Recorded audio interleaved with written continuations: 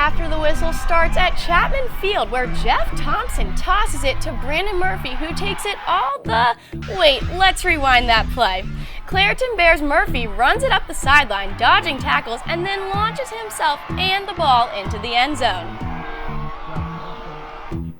Hello and welcome back to After the Whistle. State championships are finally here as the season comes to a close. Plus, high school basketball, wrestling, and hockey are underway across Center County and District 6. Live from University Park, I'm Alec Brown. And I'm Katie Mortimer. Penn State has a new coach. That breaking news straight ahead. After the Whistle starts now.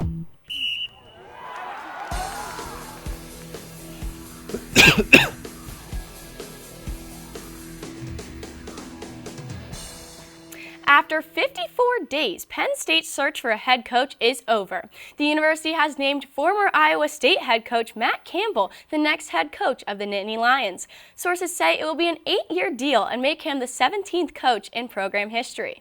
Campbell had an 8-4 record at Iowa State this season with a 72-55 record there overall, which makes him the winningest coach in Cyclones history.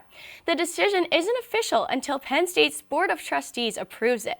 The university confirmed Terry Smith will remain on the staff. According to reports, Smith has signed a 4-year deal. Now let's take a look at high school state championship action. The Bishop Guilfoyle Marauders are looking to win back-to-back 1A state championships. They face off against the 14-1 Clareton Bears in search of victory. The Bishop Guilfoyle and Clareton captains will now meet in the middle of the field before the championship bout. In the first quarter here, the Bears are on the move. It's Jeff Thompson launching this one down the field to Brandon Murphy Jr., who comes up with a miraculous catch there. He would later score in the drive to make it 7-0. Now here, Carter Boland knocks down a 25-yard field goal to make it 14-3 for the Bears before halftime. BG looking to get some points on the board, but it's Dion Lovelace Pompey who reads this play perfectly for a 25-yard pick six. Clareton would convert as well to make it a 22-3 ball game, and it would all be the Bears from there, scoring 2 more touchdowns en route to a 35-3 victory and a state title. Clareton ends their season at 15-1, capturing their first state championship since 2012. Bishop Guilfoyle ends at 13-3, but captured a District 6 title along with a PIAA East championship. And our reporter Bailey Toporser was at Chapman Field for this very chilly game day. Bailey?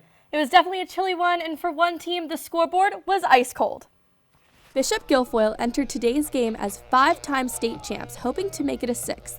They traveled over 2 hours east to Mechanicsburg, Pennsylvania to face the last hurdle of their 13-3 season, the Clareton Bears. With temperatures in the high 20s and the wind whipping, the Marauders held the Bears to just 1 touchdown and a failed 2-point conversion in the first quarter. This time last year, Bishop Guilfoyle came here to Chapman Stadium with the hopes of winning the 1A football state team championships. They did just that. This year, they're coming home with a different story.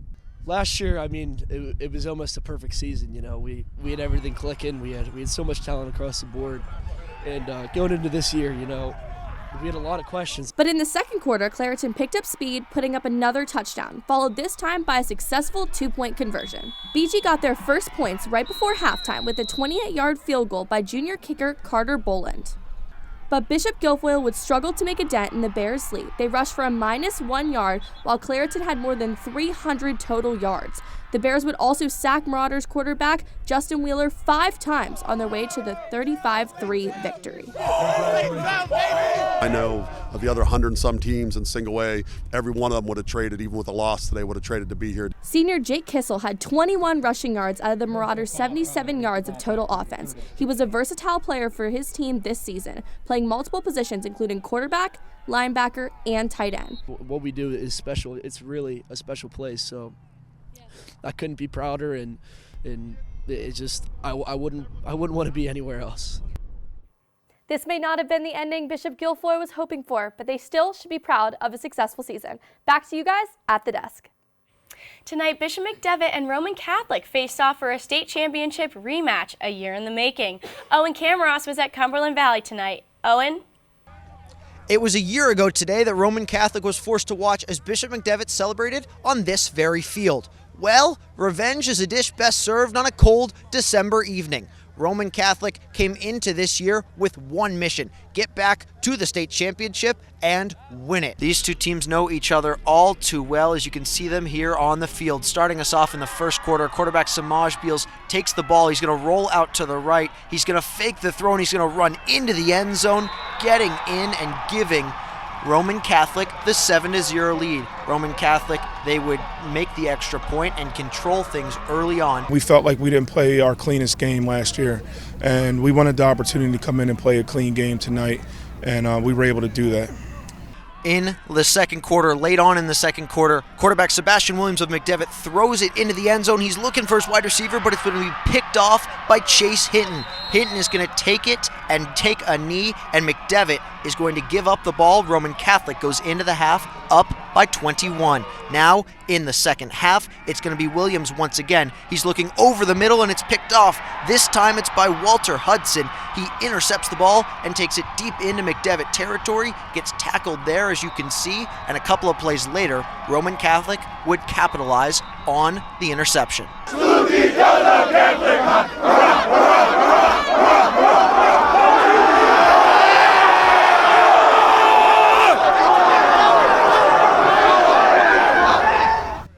Last year, Ian Stead dropped a would-be interception that would have sealed the game for the Cahillites. He said that he practiced that same play, that same catch, 1,000 times to get it right so that he wouldn't make the same mistake out here on this field. He is a tremendous football player on both sides of the ball. He lays it all out here, and I'm proud of him. Ian Stead and the rest of the defense had a superb performance. They didn't let Bishop McDevitt score until under 2 minutes to go in the fourth quarter. That propelled the team to a 3-score victory and the first state championship in the school's history. Coming up, winter sports are in full swing across the PIAA with wrestling, basketball, and hockey kicking off. Let's take a look at the rest of the state championship matchups.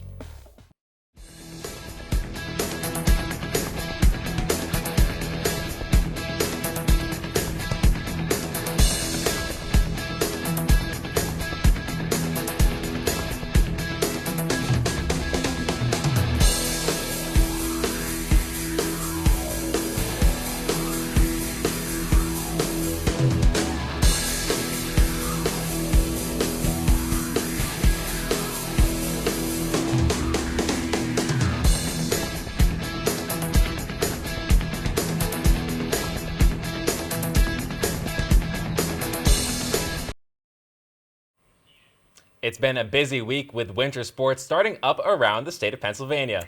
That's right, we had games on the turf, ice, and court. On Wednesday, the PIAA Board of Directors held a meeting in Mechanicsburg and unanimously voted to add a shot clock in high school boys and girls basketball, starting in 2 years. The PIAA has been discussing the addition of a shot clock since July of last year. Both JV and varsity teams, the shot clock will be 35 seconds long. Also on Wednesday, the Bishop Guilfoyle Lady Marauders returned to the hardwood in their home opener against the Central Dragons. BG enters the season as two-time defending state champions. Early in the first quarter, Mary Hyde knocks down the right wing three to give BG an early lead against the Dragons.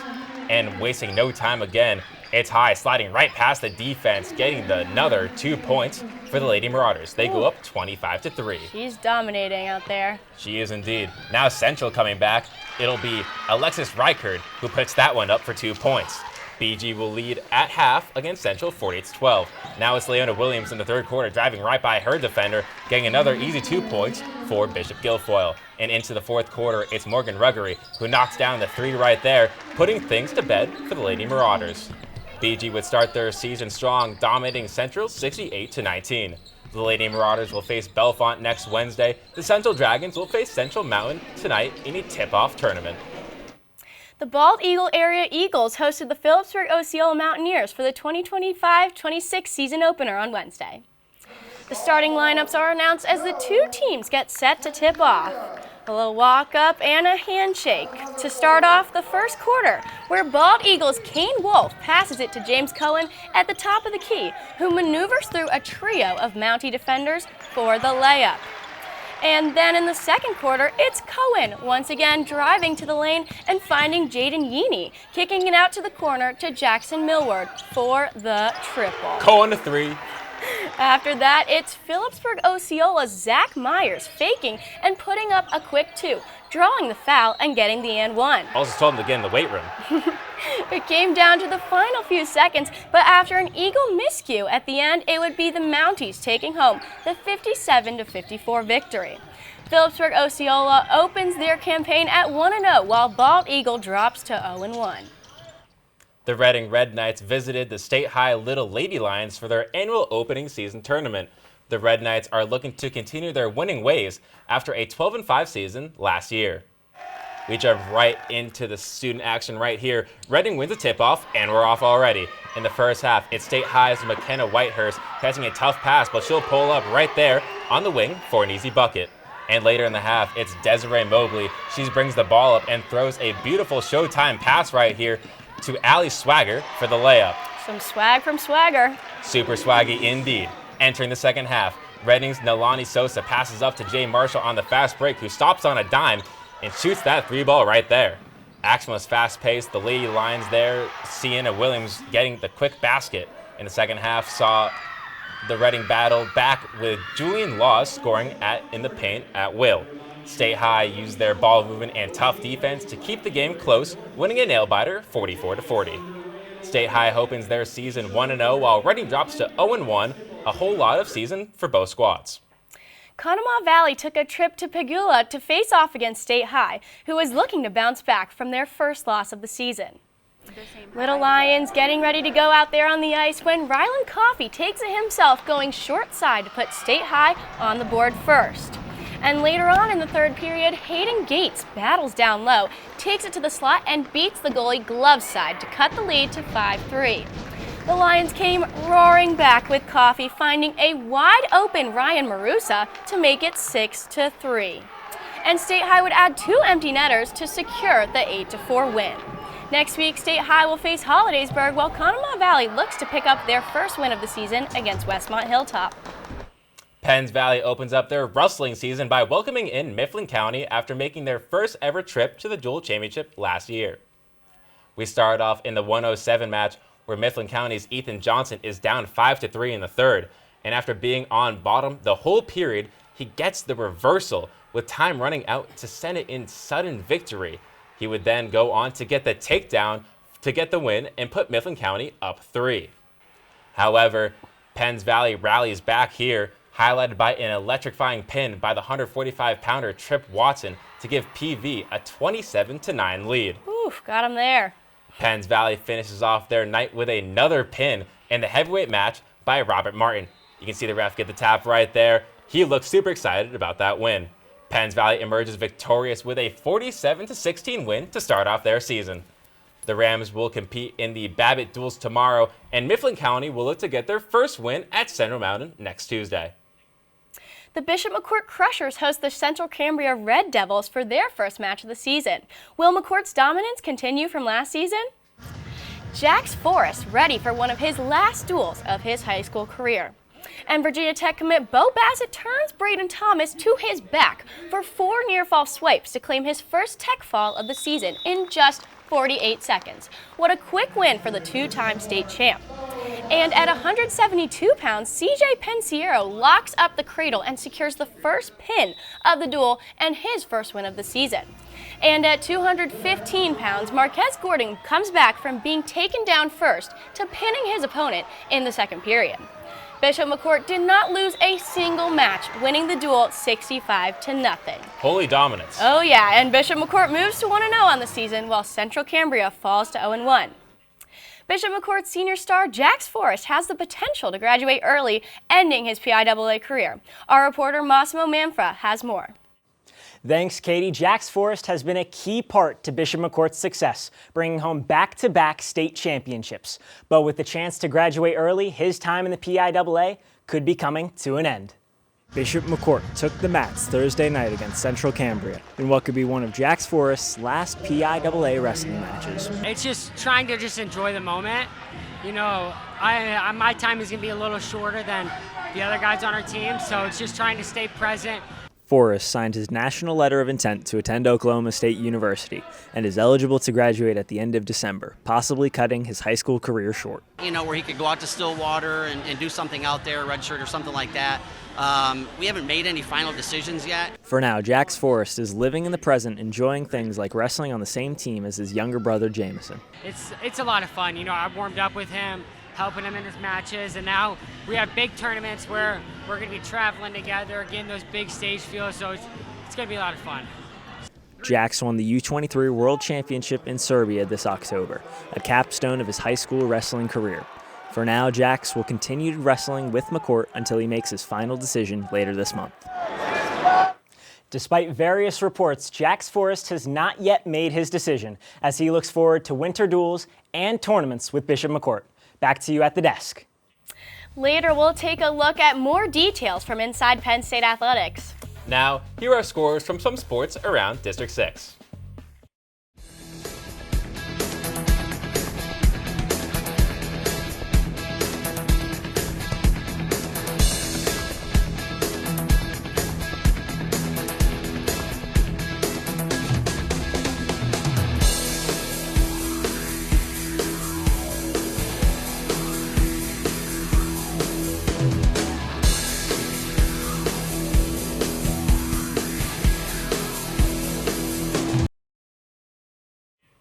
Recapping the breaking news story we brought you earlier in our show, Penn State has a new head football coach.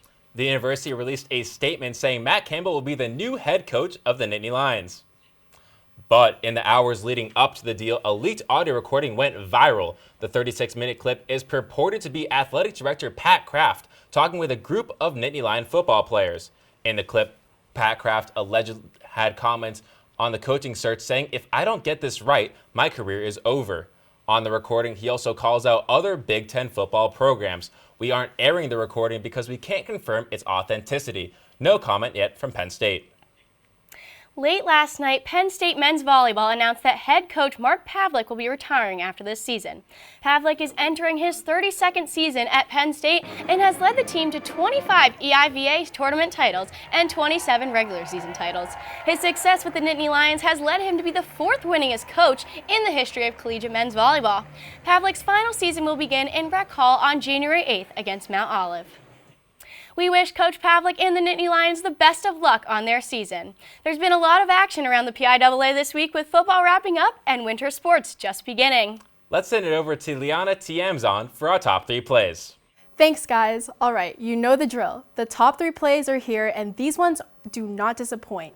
3 insane highlights and 1 big epic countdown. Let's start with number 3. Kicking off our countdown at number 3, we go to Bishop McCourt battling it out with a Central Cambria wrestling duel. It's Bo Bassett for McCourt turning his opponent for 4 more points to secure the tech fall under a minute into the match. Next up, we have State High against Conemaugh Valley. State High's number 40, Rylan Coffey, takes control of the puck at near circle, quickly dodges in defense, just in time to pass the far post to Ryan Mariso, who rips a shot past the goalie and buries it at the back of the net. Now for the play that steals the number 1 spot is Bishop Guilfoyle locking horns with Belmont Charter in the semifinals. Quarterback Jake Kissel throws an absolute 53-yard rocket to wide receiver Tyson Listoki, who has no one around him as he runs effortlessly into the end zone for the touchdown. I would say that's definitely something to celebrate. That's a wrap on our top 3 plays. Back to you, Katie and Alec. Thanks, Liana. That's going to do it this week for us on After the Whistle. For more updates about our show and our coverage of games, follow us on our socials at ATWPSU. I'm Alec Brown. And I'm Katie Mortimer. Tune in on Wednesday for our last show of the season, wrapping up the 2025 PIAA football season, Penn State football, and much more, right here on After the Whistle.